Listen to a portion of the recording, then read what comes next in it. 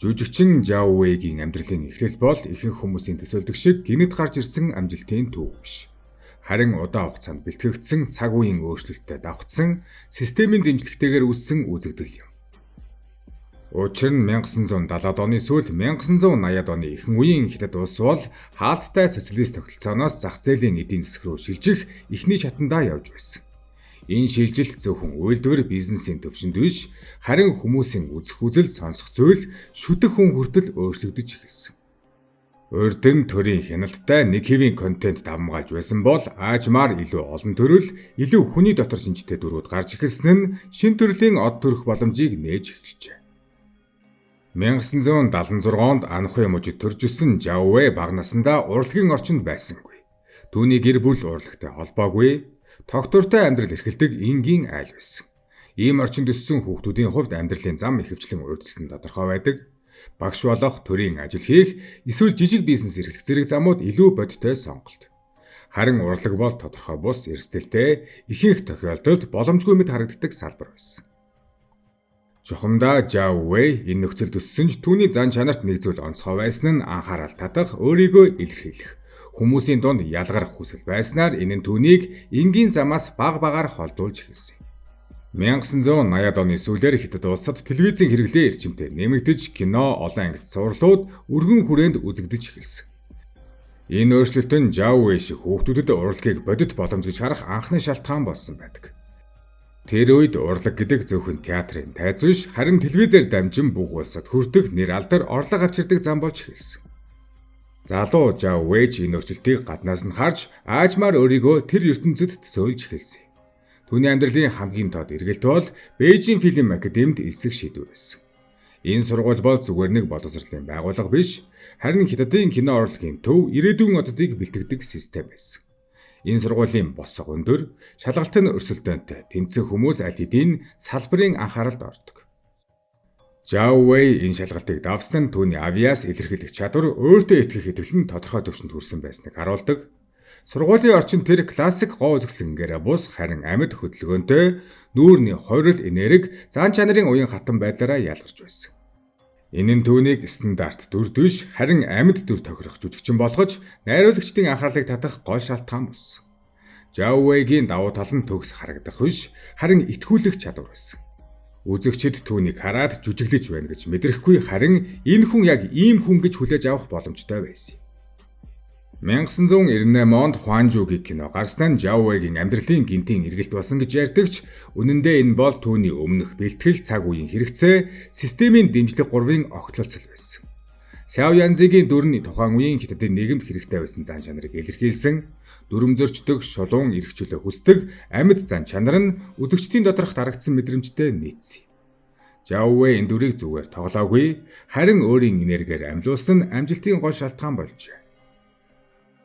Энэхүү цуврал гарсны дараа Жао Вэйгийн нэр хүнд богино хугацаанд улс даяар тархаж, тухайн үед сошиал медиа байхгүй ч телевизийн нөлөө маш өндөр байсан. Хүмүүс түүнийг таниж, дуурайж, түүний дүрийг өдөр тутмын яриандаа ашиглаж эхэлсэн нь түүнийг зүгээр нэг жүжигчин биш, харин соёлын үзэгдэл болгосон.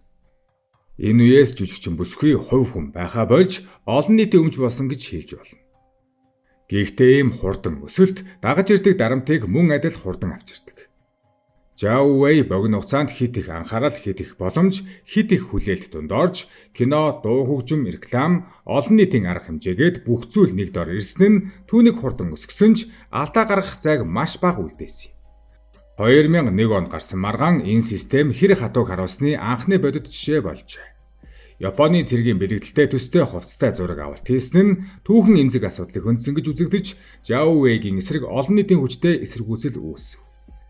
Энэ үед Жао Вэй анх удаа ойлгосон зүйл нь алдартай байна гэдэг нь хамгаалалт биш, харин илүү хяналт, илүү хариуцлага дагуулдаг гэсэн үнэн байлаа.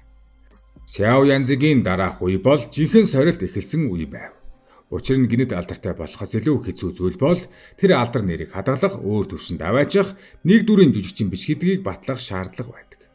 Олон жүжигчин яг энэ шатанд гацдаг, нэг дүрдээ танигдаад тэр дүрээсээ гарч чадалгүй алга болдог. Харин жүжигчин бүсгүй энэ шатанд зогсоогүй, харин өөрийгөө системтэйгээр өөрчилж эхэлсэн.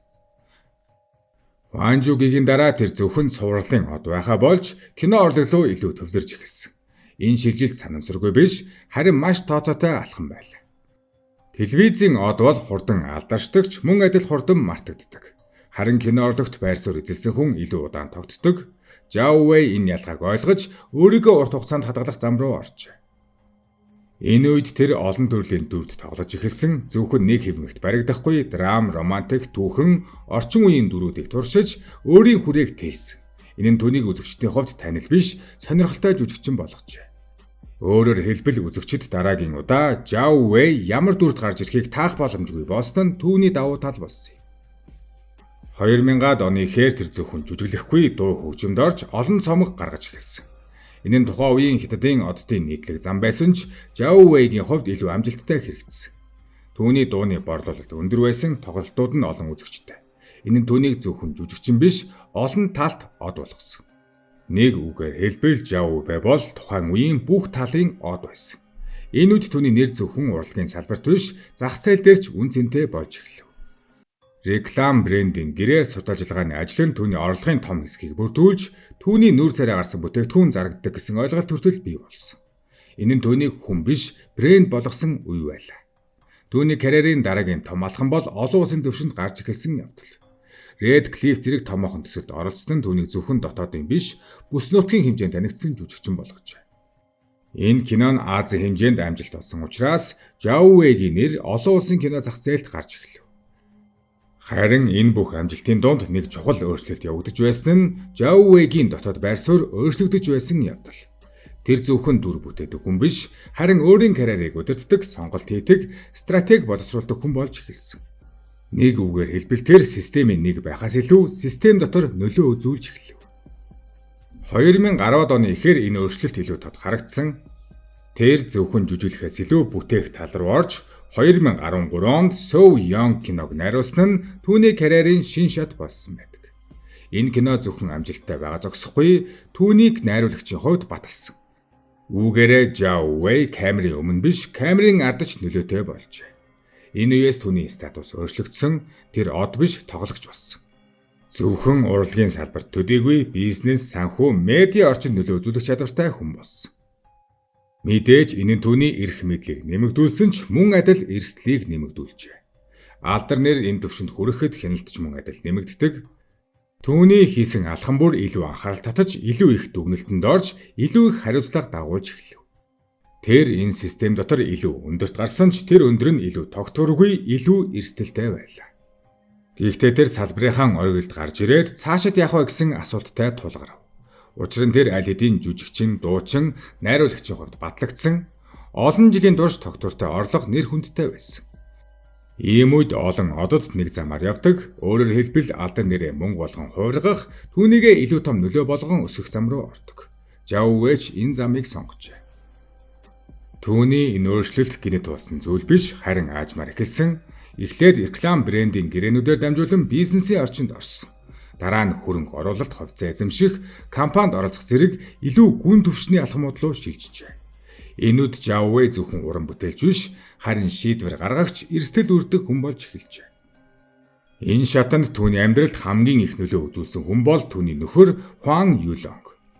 Тэр бизнесийн орчинд илүү туршлагатай, санхүүгийн сүлжээтэй хүн байсан учраас Зяо Вэйгийн карьер зөвхөн урлагаар хязгаарлагдахгүй, харин капиталын ертөнцлөө нэвтрэх нөхцөл бүрджээ.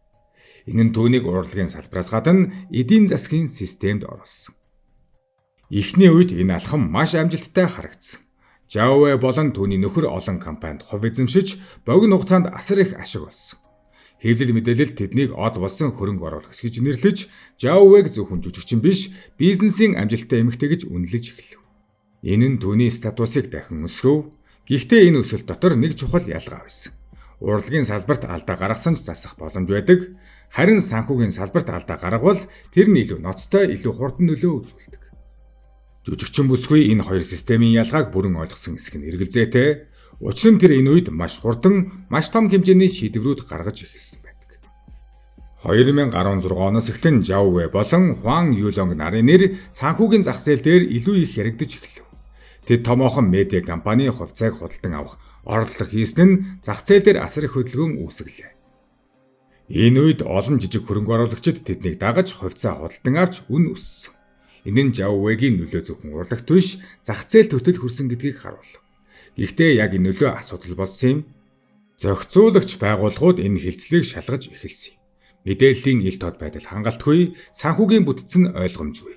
Зах зээлийг төрөгдүүлсэн байж болзошгүй гэж үзсэн. Энэ нь Жаввегийн хувьд урд өмнө тулгарч байгаагүй төрлийн шалгалт байсан. Ингээд 2018 онд аль бие усны шийдвэр гарч Жавве болон түүний нөхрийг зах зээлийг буруу аргаар ашигласан гэж үзэн торгож, тодорхой хугацаанд үнэт заасны зах зээлд оролцох эрхийг нь хориглов. Энэ шийдвэр нь зөвхөн санхүүгийн шийтгэл биш, харин нэр хүндийн том цохилт болсон юм.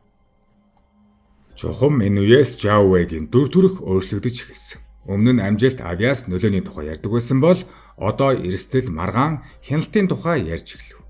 Олон нийтийн хандлага ч өөрчлөгдөж, түүний зөвхөн од биш, харин асуудал дагуулсан хүн гэж харах болов. Жаввегийн хувьд 2018 оны санхүүгийн шийтгэл бол уналтын эхлэл байсан ч жинхэнэ уналт хараахан болоогүй байлаа. Тэр үед Жавве олон нийтийн өмнө байсаар байсан, уран бүтээл нь гарсаар байсан. Нэр нь хэвлэлээр гарч байсан, өөрөөр хэлбэл систем түүнийг бүрэн түлхээгүй, харин анхааруулсан байдалтай байлаа. Гэвч 2021 онд байдал огцом өөрчлөгдөв. Энэ өөрчлөлт гинэт болсон мэт харагддагч үнэндээ урд нь эхэлсэн хяналт дарамтын үргэлжлэл. Энэ үе бол Хятадын entertainment салбарт томоохон өөрчлөлт явагдсан цаг хугацаа байлаа. Засгийн газар оддын нөлөө, фэн соёл, хит их мөнгө, татварын асуудал зэрэгт хяналтаа чангадахж эхэлсэн байдаг. Өөрөөр хэлбэл систем өөрөө цэвэрлэгээ хийж эхэлжээ. Яг энэ үед Жаввегийн нэр гинэт өөрчлөгдөж эхэлсэн, эхлээд жижиг өөрчлөлтүүд гарсан. Зарим платформ дээр түүнийг оруулсан бүтээлүүдээс нь нэр нь алга болсон, дараа нь бүр бүтнээрээ устгагдсан. Үзэгчид анзаарах үед энэ нь аль хэдийн өргөн хүрээнд явагдсан байлаа. Бүсгүйн тоглосон олон кино цуврал стриминг платформудаас алга болж, зарим нь түүний нэрийг өөр жүжигчний нэрээр сольсон тохиолдол хүртэл гарсан. Энэ бол энгийн шүүмжлэл биш байлаа. Энэ бол системийн төвшний устгал байсан юм. Учир нь нэг жүжигчний нэрийг бүх платформоос зэрэг шахна гэдэг санамсаргүй зүйл биш. Энэ нь зохион байгуулалттай чиглэлтэй үйлдэл гэсэн үг. Жүжигчин бүсгүй энэ үед баримтлагдсан, ял авсан гэсэн аль бие усны мэдээлэл гараагүй ч түүний оролцсон контентуудын устгал бодит байсан. Гэхдээ хамгийн сонирхолтой нь энэ бүхний шалтгаан тодорхой зарлагдаагүй. Зарим нь санхүүгийн асуудалтай холбосон, зарим нь улс төрийн холбоотой тайлбарласан. Зарим нь бизнесийн сүлжээтэй холбох гэж үзсэн. Гэхдээ нэг ч тодорхой тайлбар аль бие усаар батлагдаагүй. Энэ нь Жаввегийн уналтыг улам бүр ойлгомжгүй болгосон юм. Ингээд энэ үеэс эхлэн Жавве зөвхөн маргаантай од биш, харин алга болсон хүн болов. Түүний нэрийг хайхад зарим платформ дээр гарч ирэхгүй, олон нийтийн арга хэмжээнд оролцох байсан. Эвлэлт огт гарч ирэхэ болсон, тэр физик байдлаар биш мэдээллийн орчноос бараг бүрэн арчигдсан. Энэ үзэгдлийг зарим хүмүүс дижитал алга болголт гэж нэрлсэн, өөрөөр хэлбэл хүнийг бодитоор биш, мэдээллийн түвшинд устгах. Энэ нь орчин үеийн хамгийн хүчтэй хяналтын хэлбэрүүдийн нэг. Жавве энэ системд орсон хамгийн тод жишээ болсон юм. Түүний хувьд хамгийн том өөрчлөлт нь алдар нэр алгуулсан биш, харин нөлөө алгуулсан юм. Өмнө нь түүнийг ямар нэг зүйл хийвэл олон хүн анхаарч дагаж хэлэлцдэг байсан бол одоо тэр юу хийж байгааг мэдэх боломж бараг байхгүй болсон. Энэ нь түүнийг системийн гадна биш, харин системийн доор орсон гэдгийг харуулв. Жаввегийн амьдралын сүүлийн үеийг ойлгоход хамгийн хэцүү зүйл нь мэдээлэл биш, харин мэдээллийн хоосон зай байдаг. Учир нь уналт болсон нь тодорхой, харин дараа нь яг юу болсон нь тодорхой биш. Энэ нь өөрөө түүний түүхийн нэг хэсэг болон хувирчээ. 2021 оноос хойш Жавве олон нийтийн өмнө бараг гарсангүй, хэвлэл мэдээлэл системтэйгээр гарч ирэхэ болсон. Уран бүтээл нь шинээр нэмэгдээгүй, түүний нэр урд нь гардаг байсан платформууд дээр ил тод харагдах нь багассан. Энэ нь зүгээр нэг нам хүн байдал биш, харин оршин байгаач харагдахгүй болсон байдал байлаа. Зарим мэдээллүүд түүнийг гадаадд илүү их цаг өнгөрүүлдэг гэж дурддаг, зарим нь бизнесийн үйл ажиллагаагаа багасгасан гэж үздэг, зарим нь бүр зогсоосон гэж ярьдаг. Гэхдээ эдгээр нь баталгаатай мэдээлэл биш, харин олон нийтийн хоосон зайг нөхөх орлогууд байдаг. Энэ нь Жаввегийн өнөөгийн байдал бодитоос илүү таамаг дээр оршиж байгааг харуулдаг. Гэхдээ нэг зүйл тодорхой. Тэр өмнөх Жавве биш болсон, өмнө нь тэр гарч ирэх бүрд анхаарал татдаг, нөлөө үзүүлдэг. Зах зээлийг хөдөлгдөг, үзэгчдийг татдаг хүн байсан бол одоо тэр юу хийж байгааг мэдэхгүй, нөлөө нь хэмжигдэхгүй, оршин байгаач системийн төвөөс холдсон хүн болжээ. Энд нэг чухал ялгаа гарч ирдэг. Олон одод маргаанд орж хэсэг хугацаанд намжиж дараа нь эргэж ирдэг. Харин Жаввегийн хувьд эргэн ирэлт харагдаагүй. Энэ нь түүний уналт төр зуурын биш байж магадгүйг харуулдаг. Өөрөөр хэлбэл энэ бол завсарлага биш, харин чиглэл өөрчлөлт байсан. Түүний өмнөх уран бүтээлүүд, кинонууд, дөрүүд одоо ч хүмүүсийн ой санамжинд үлдсэн. Тэр бүрэн устгагдаагүй. Харин одоогийн цаг хугацаанаас таслагдсан гэдгийг харуулдаг. Өөрөөр хэлбэл тэр одоогийн хүн биш, харин өнгөрсөн цагийн хүн болжээ. Түүний нөлөө шин зүйл дээр биш, харин хуучин бүтээл дээр харагдаж байгаа. Энэ нь уналтын өөр нэг хэлбэр. Физик устгал биш, харин цаг хугацааны шугамаас таслах хэлбэр. Энэ түүхээс гарч ирэх хамгийн бодит дүгнэлт нь Жаувегийн хувь хүний тухай биш, харин системийн тухай байдаг. Тэр оргилд хүрстэн зөвхөн өөрийн чадвар биш байсан шиг, унстан зөвхөн өөрийнх нь алдаа бас ч биш байсан. Энэ бол хувь хүн ба системийн харилцаа хэр эмзэг байдгийг харуулсан жишээ. Алдар нэр гэдэг тогтвортой зүйл биш, харин нөхцлөөс хамаардаг. Тэр нөхцөл өөрчлөгдвөл алдар нэрч өөрчлөгдөнө. Жауве энэ зарчмыг хамгийн тод харуулв. Тэр нэгэн үед бүх хүний мэддэг нэр байсан бол дараа нь хайхтаж олдохгүй нэр болсон. Эцэст нь Жаувегийн түүхийг нэг өгүүлбэрт багтаавал энэ нь амжилтын тухай түүх биш. Харин амжилтын дараах эмзэг байдлын тухай түүх юм.